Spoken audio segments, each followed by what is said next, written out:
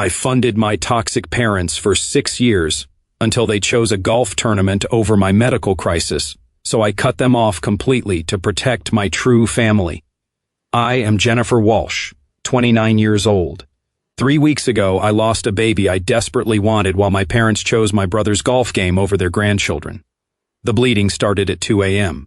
It was not the light spotting my doctor had warned me might happen. It was heavy, terrifying bleeding that soaked through everything in minutes. I was 12 weeks pregnant, just past the point where I had started to believe this baby might actually make it. My husband, Derek, was in Boston for a critical client presentation. He had left the night before, kissing my still flat stomach and promising to be home by Friday. It was only Tuesday. I called my obstetrician's emergency line with shaking hands, trying to keep my voice steady so I would not wake my 18-month-old twins, Mason and Madison, sleeping in their cribs down the hall. "Jennifer, you need to get to the hospital immediately," Dr. Chin said.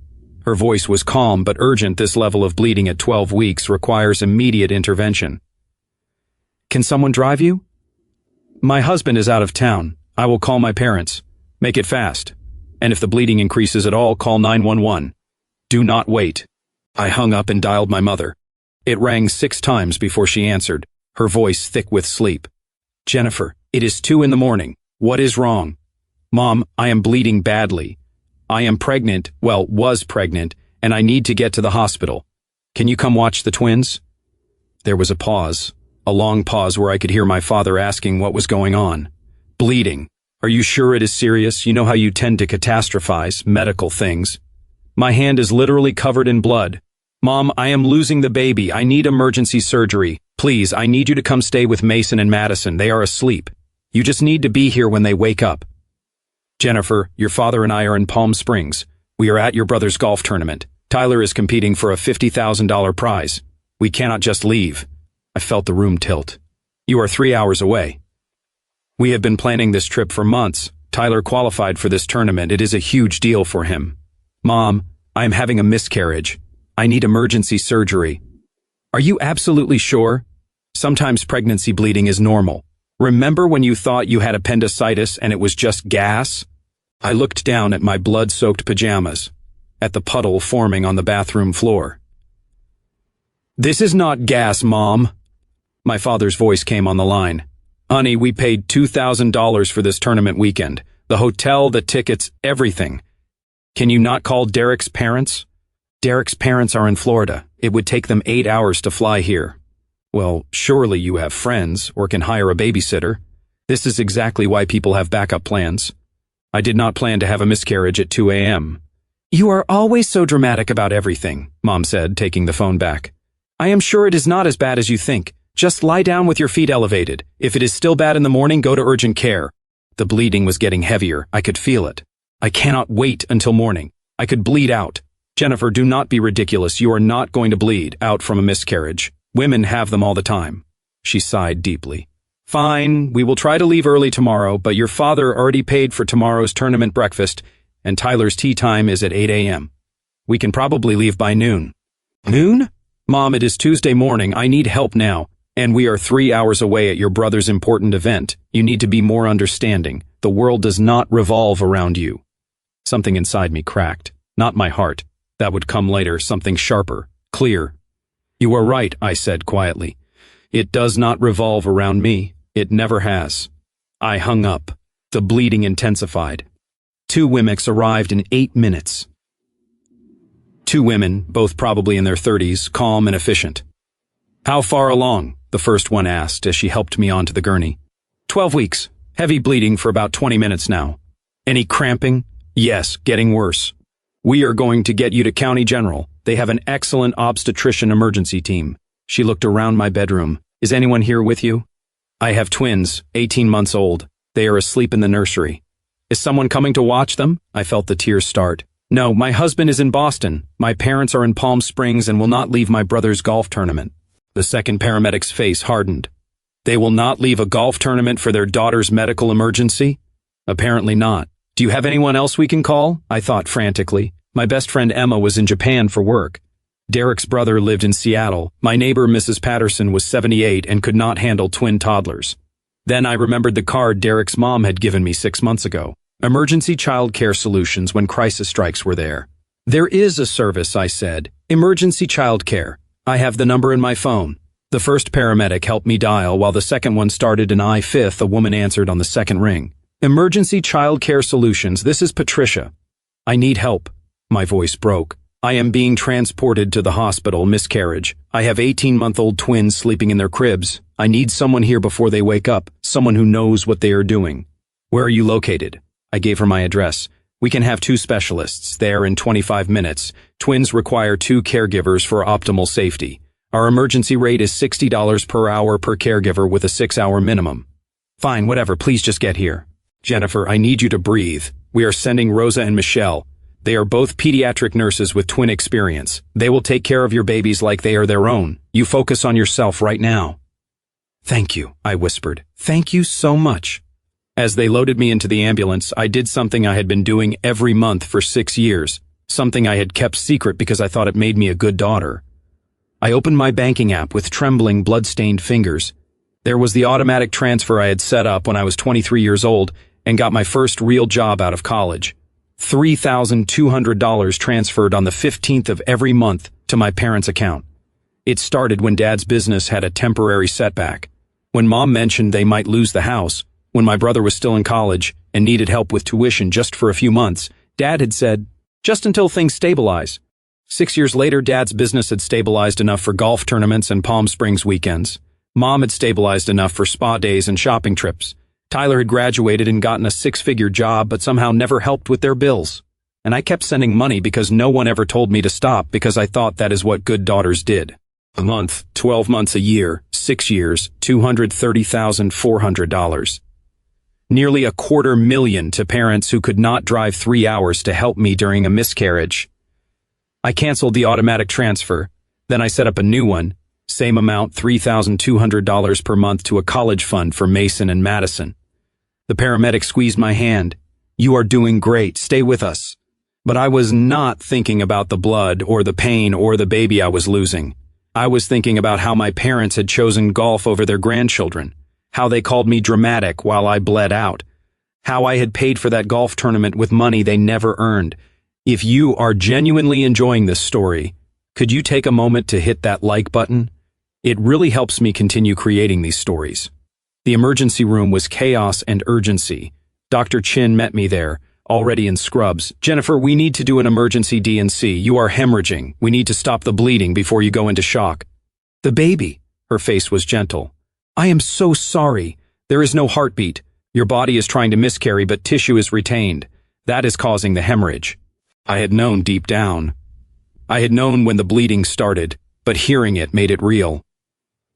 Okay, I whispered. Do what you need to do.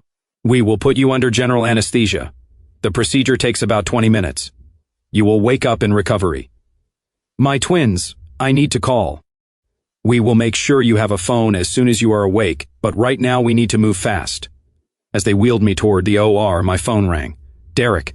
Babe, I got your voicemail. Oh my God, I'm at the airport. I will be there in 4 hours. The twins. I called my mom. She is already on a plane. She will land in 6 hours. She has got Rosa and Michelle's contact info. She will coordinate everything. Your mom is flying here from Florida? Of course she is. You are family. That is what family does. His voice cracked. I am so sorry I am not there. I am so sorry. It is not your fault. Did your parents? They are at Tyler's golf tournament. They cannot leave silence. Then Derek's voice, cold and hard in a way I had never heard before. They chose golf over you? Apparently. Jennifer, I swear to God. Derek, I canceled the money. The $3,200 a month. It is gone. I redirected it to the twins' college fund. Another pause. You have been sending them $3,200 a month for 6 years, that is. I could hear him doing the math. That is over $230,000. I know. And they will not leave a golf tournament to help you. I know. The anesthesiologist was preparing the medications. We need to start, she said gently. I have to go, I told Derek. I love you. I love you too. I will be there as soon as I can. And Jennifer, your parents are done, you hear me? They are done. The world went fuzzy as the anesthesia took hold. I woke up in recovery to the sound of voices. 2 women arguing in the hallway. Absolutely unacceptable. Your daughter is in the hospital after emergency surgery and you are worried about money. My mother's voice. That is not fair, Patricia. You do not understand the situation.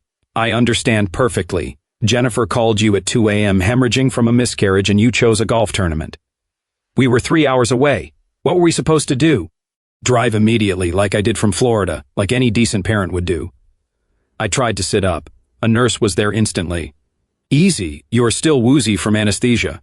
Who is out there? Your mother-in-law arrived about an hour ago. She has been addressing some concerns.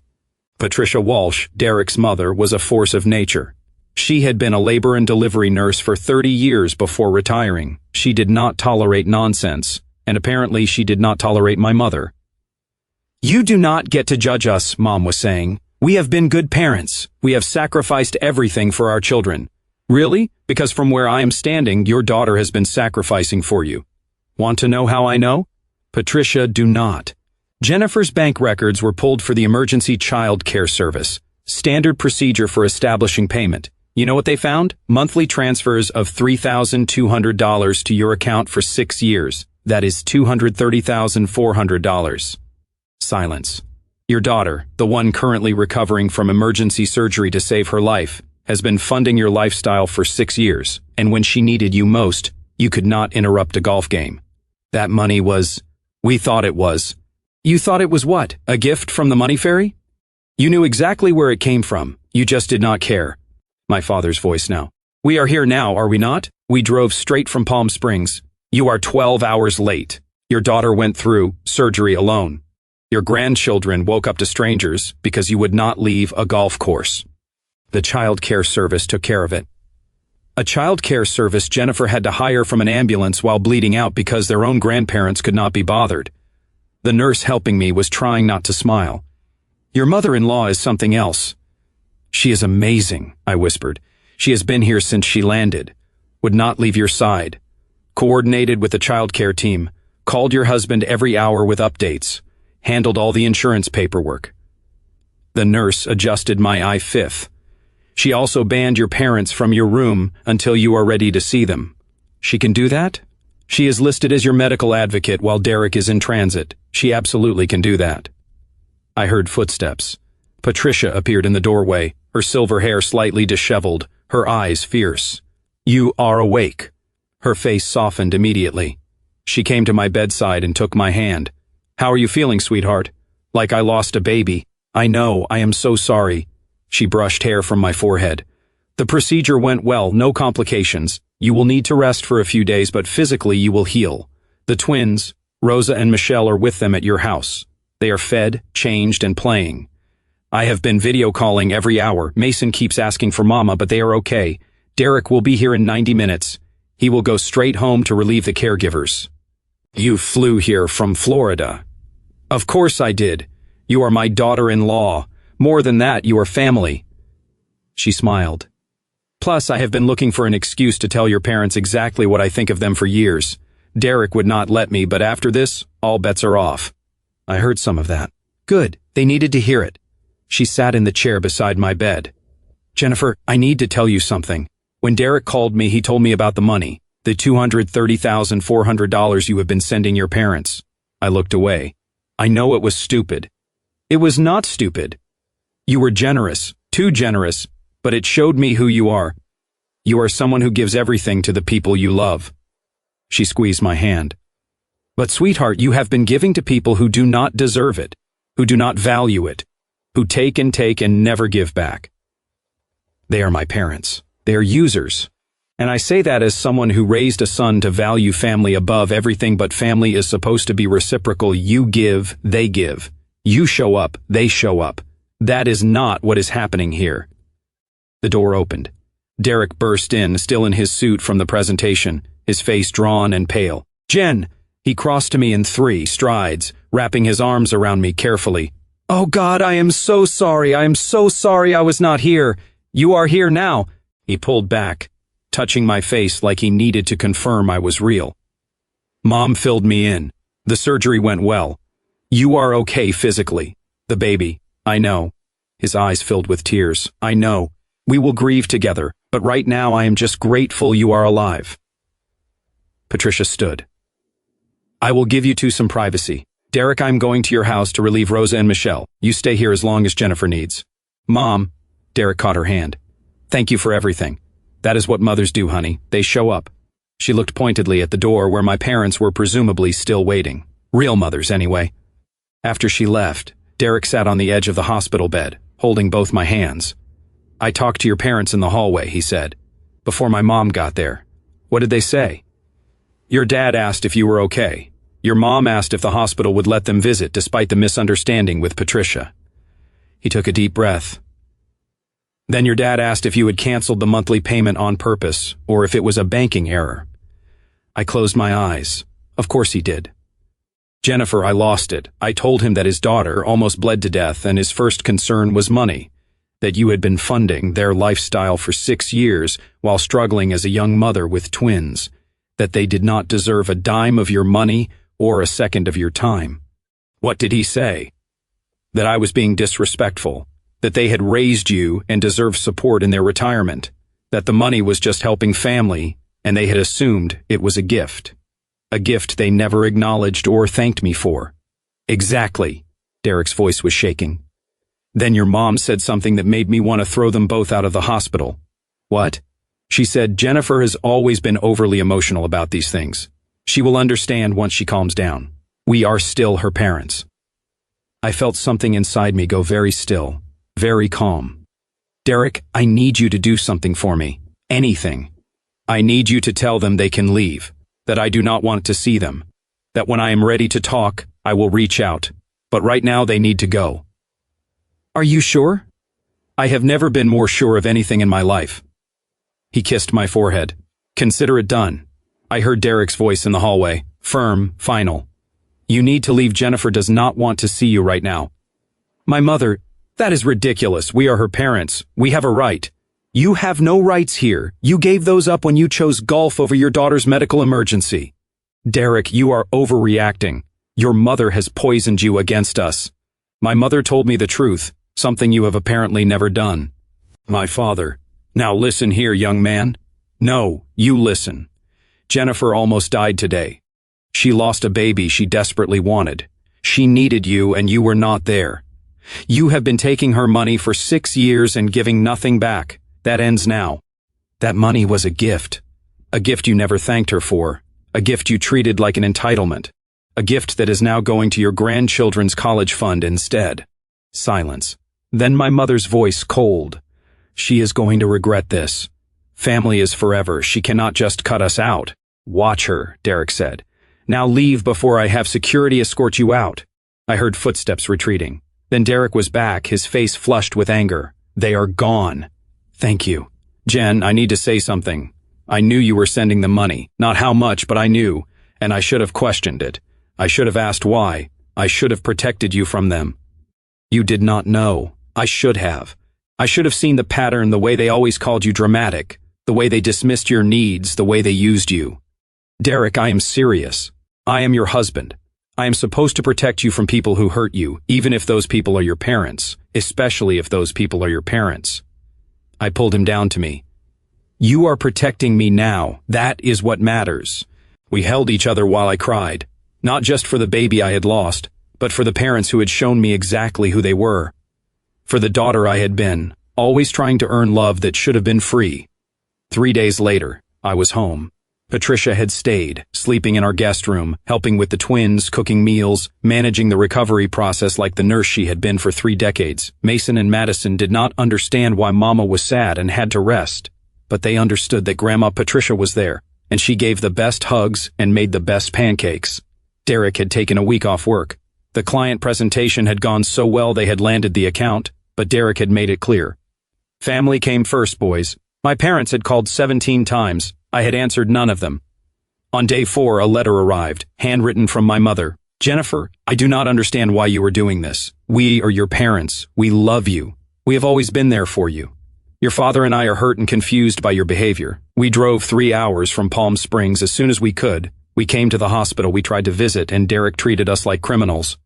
The money situation is a misunderstanding. We thought you were happy to help. We never asked you to send it. You did that on your own. We need you to restore the monthly payment. We have made financial decisions based on that income. Without it, we will have to make serious sacrifices. Please stop listening to Derek's mother. She has always been jealous of our relationship with you. She is turning you against your own family. We love you. Call us." I read it twice. Then I did something I had never done before. I wrote back, "Mom and Dad, you are right that I sent the money on my own. You never explicitly asked for it. You just mentioned you were struggling and I stepped in to help for 6 years. But you are wrong about everything else. You were not there for me when I called at 2 a.m. hemorrhaging from a miscarriage, needing help with your grandchildren. You were at Tyler's golf tournament. You chose golf over your daughter's medical emergency. You did not come as soon as you could. You came 12 hours later after I had already had surgery, after Derek's mother flew in from Florida, after strangers had cared for your grandchildren because you would not. The money was not a misunderstanding. You knew where it came from. You just never acknowledged it, never thanked me, and never thought to question why your 23-year-old daughter was sending you $3,200 every month. You have made financial decisions based on my income. Good. Now you will make financial decisions based on your own income. Like adults, like I had to do when I was 23 years old, funding your lifestyle while building my own life. Patricia is not turning me against you. You did that yourselves. She just had the courage to say what I have been too afraid to acknowledge. You are users. You take and never give. You demand and never appreciate. I do not want your love if it comes with conditions, if it comes with guilt, if it only exists when I am useful to you. I am done. The money is gone. The access is gone. The free pass to treat me like garbage is gone. Do not contact me again unless you are ready to take real accountability for your behavior.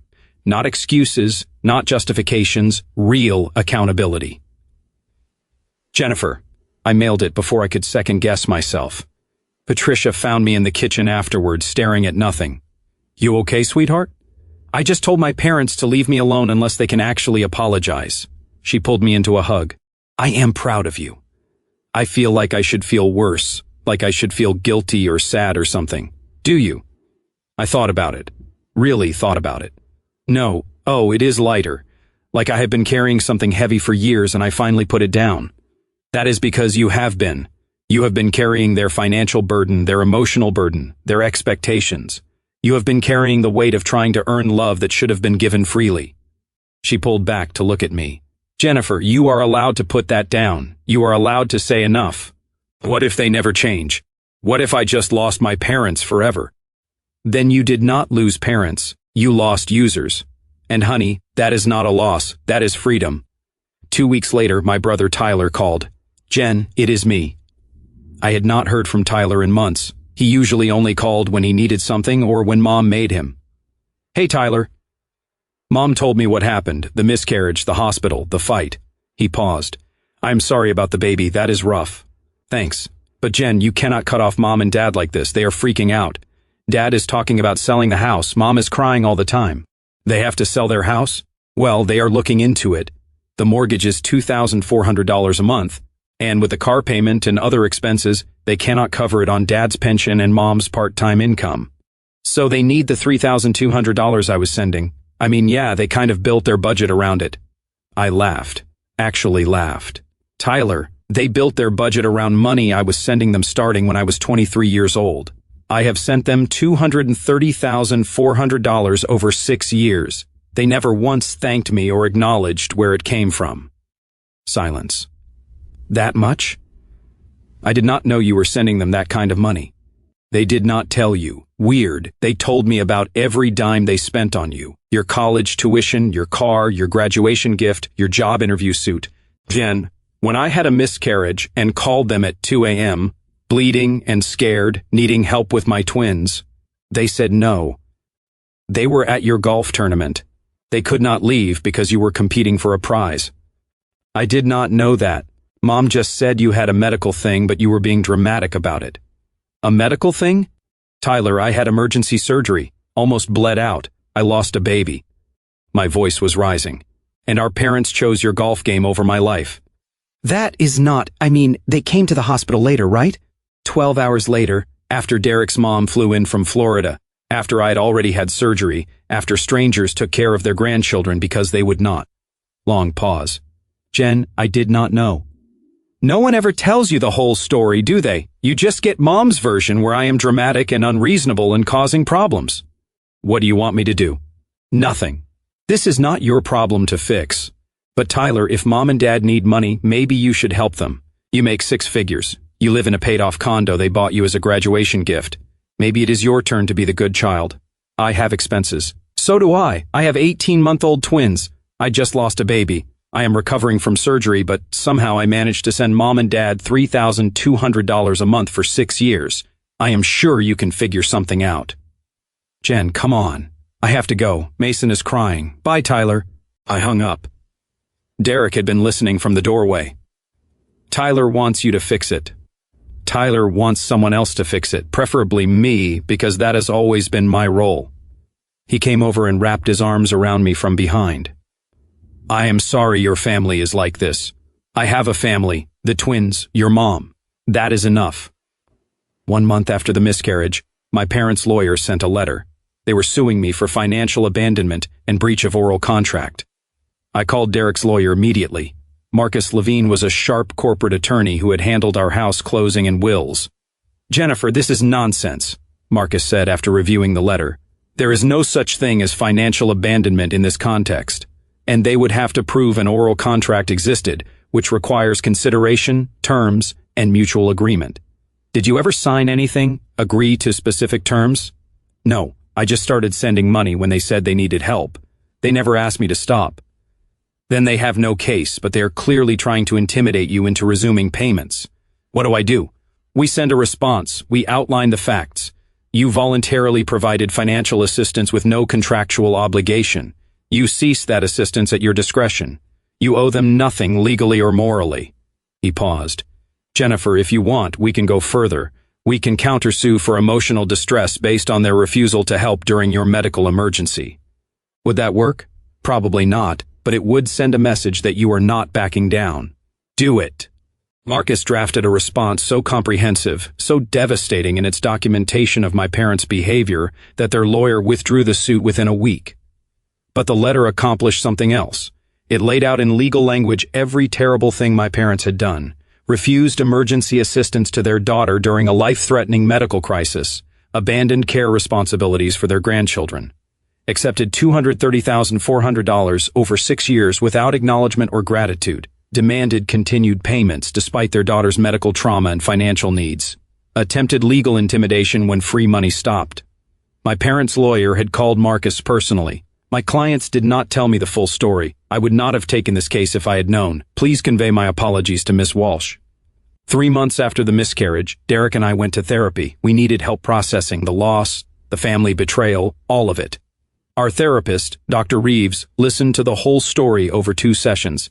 Jennifer, I want you to do an exercise, she said. I want you to list everything you have given your parents over the years. Not just money, everything. I thought about it. Then I started listing. Money, $230,400 total. Time, hours and hours helping them move, organizing their garage, managing their medical appointments. Emotional labor, always being available when they needed to vent or needed advice. Grandchildren, Mason and Madison, who they have seen maybe 20 times in 18 months. Forgiveness for missed birthdays, forgotten holidays, constant criticism, free passes for calling me dramatic, for dismissing my needs, for favoring Tyler. Now list what they have given you in the past 6 years. I sat in silence. Jennifer, what have they given you? Criticism? Disappointment? Guilt? Anything positive? I thought harder. They came to the twins' birth. They stayed for 2 hours. They came to my college graduation. They gave me a card with $50.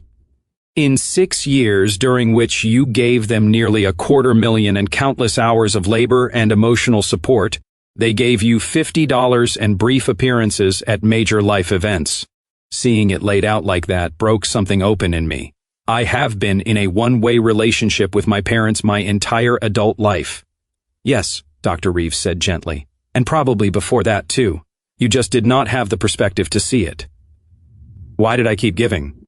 Because you were hoping that eventually, if you gave enough, they would give back. They would see your worth. They would love you the way you deserved.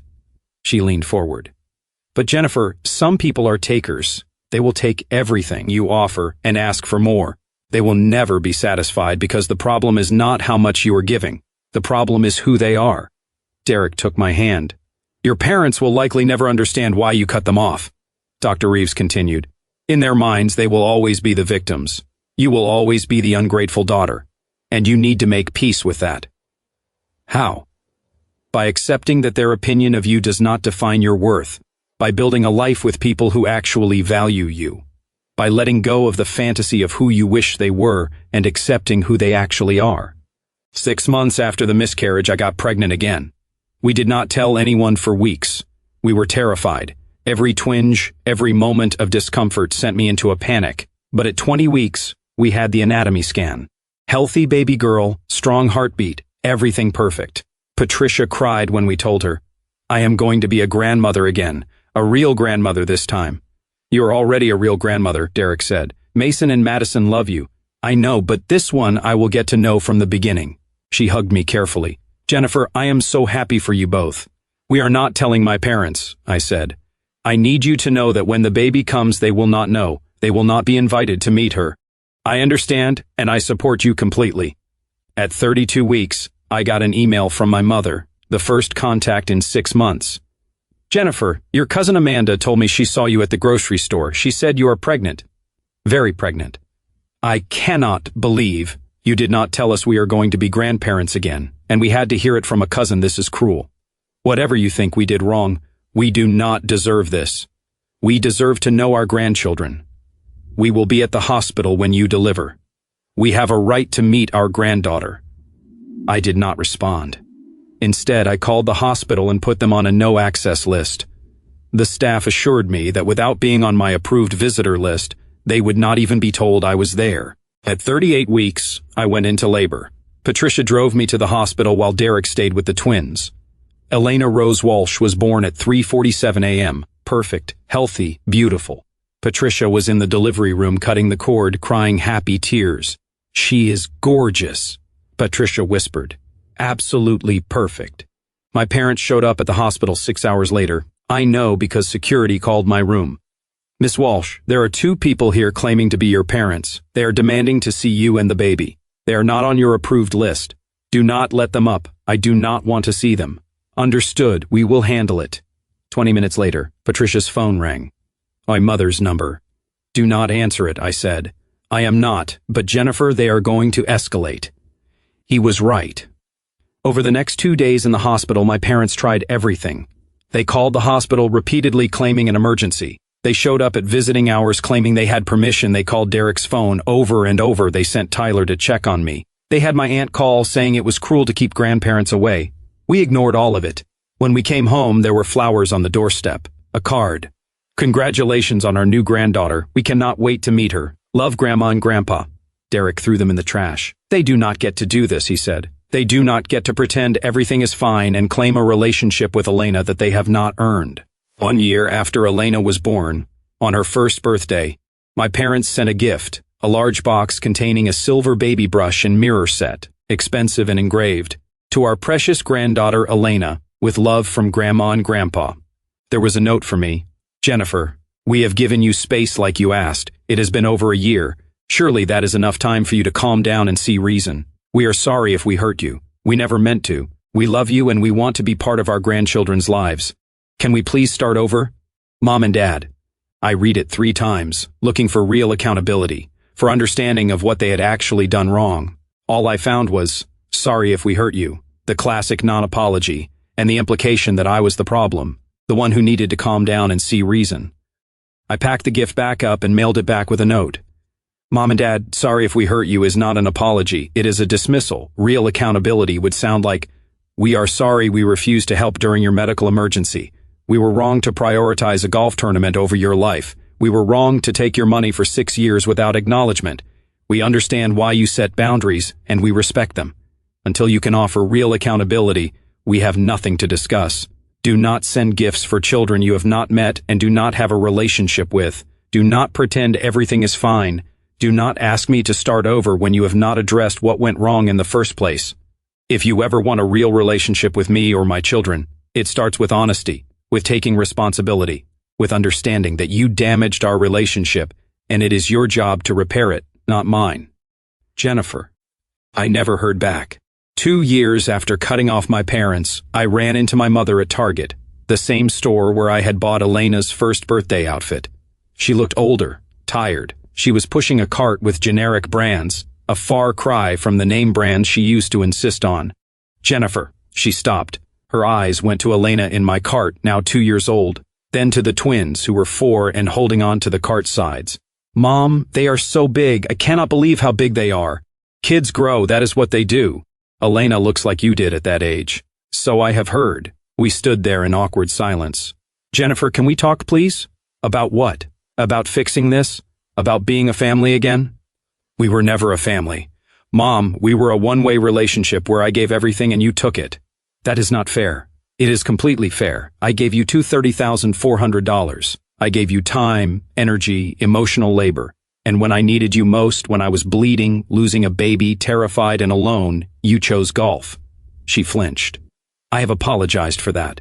No, you have not. You said, sorry if I hurt you. That is not an apology. That is a deflection. What do you want me to say? I want you to say, I was wrong. I chose a golf tournament over my daughter's medical emergency, and it was unforgivable.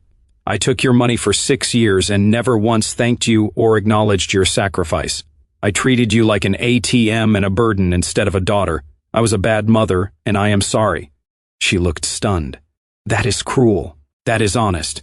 And if you cannot be honest about what you did, we cannot move forward. Your father and I are struggling. We had to downsize. We are living in a small condo now we can barely afford. Stop. I held up my hand. Do not tell me about your financial struggles. I do not care. You made choices. You built a lifestyle on money that was not yours. You took advantage of your daughter's generosity. Now you live with the consequences. We are your parents. DNA does not make you parents. Showing up does. And you have never shown up for me. Not when it mattered. Mason tugged my sleeve. Mama, can we go? This lady is making you sad. My mother's eyes filled with tears. I am not this lady. I am your grandmother. No, I said firmly. You are not. Their grandmother is Patricia. She is the one who shows up, who flies across the country when we need her, who knows their favorite foods and their bedtime routines. You are just someone they do not know. I started pushing the cart away. Jennifer, wait. Please, I am sorry, really sorry for all of it. I stopped, turned back. Prove it. Get therapy. Figure out why you treat people this way. Do actual work on yourself. Then maybe in a year or two we can try a supervised visit. Maybe a year or two? You had 6 years of my money and 18 months of my children's lives that you did not bother to be part of. You can wait a year or two to see if I am willing to give you another chance. I did not wait for her response. My name is Jennifer Walsh. I am 31 years old. I am a mother of 3, a wife, and a daughter-in-law to the best mother-in-law in the world. I used to be a daughter too, but I learned that being someone's child does not obligate you to fund their lifestyle or accept their mistreatment. 2 years ago I had a miscarriage and my parents chose my brother's golf tournament over helping with their grandchildren. I was sending them $3,200 a month, $230,400 over 6 years, and they could not spare 3 hours to drive to my emergency. So I stopped the payments, I cut them off, I set boundaries, and I built a family with people who actually show up, who choose me, who value me as more than a source of money and convenience.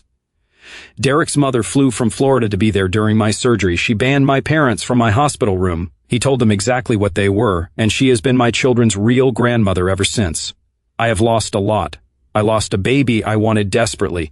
I lost the parents I wished I had. I lost the fantasy of what family was supposed to be. But I gained so much more.